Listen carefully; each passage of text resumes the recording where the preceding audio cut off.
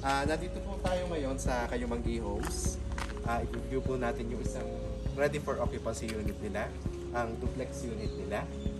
80 square meter lot with a floor area of 60 square meters. So, pasokin po natin.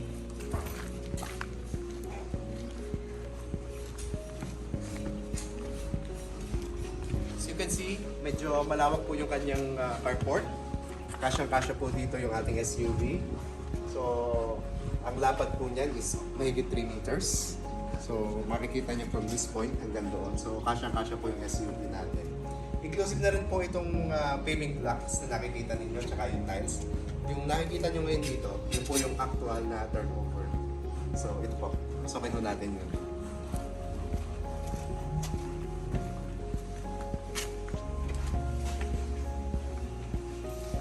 So, kanina nga na-mention ko sa inyo, ang unit na ito ay may 60 square meter na floor area.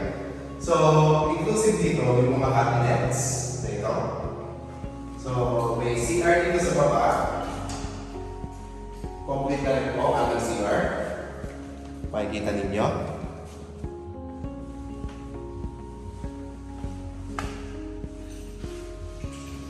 Then, ito may access ka papunta sa lanay.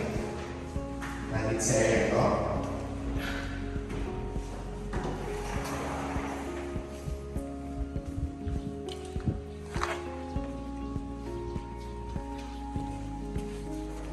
Ito po yung service area niya. Malawak service area natin.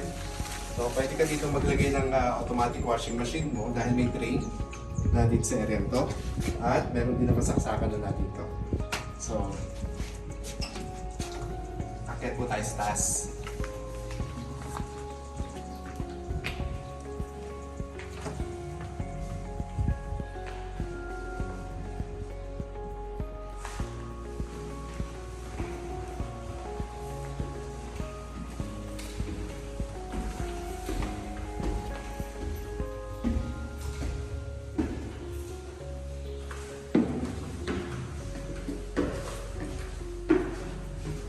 So, sa taas po, nandito lahat yung ating bedrooms. A total of 3 bedrooms.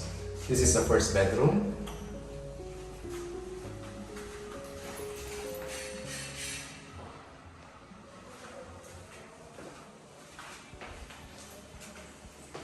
Ito po yung second bedroom.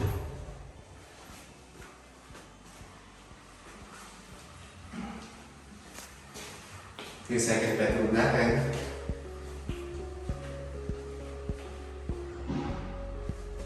At ito naman yung pinaka-master's bedroom natin.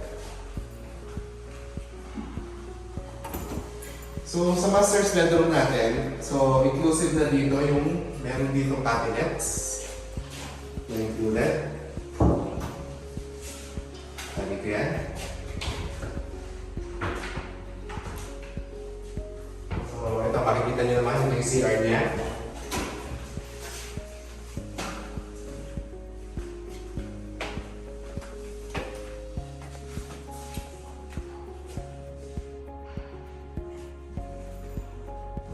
At ito po yung access papunta sa sa kanyang balcony.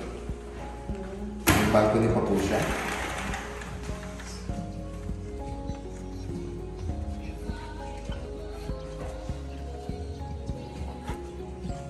Okay po ba? Okay. So, if ever na interested kayo, please give us a call and we could offer you maybe your inside viewing. At the same time, mag-provide namin sa inyo yung computation. So, tayo po through bank financing po ito. Unit na ito. So, if ever na interested kayo, just give us a call. Yan lang po. Thank you. Have a nice day.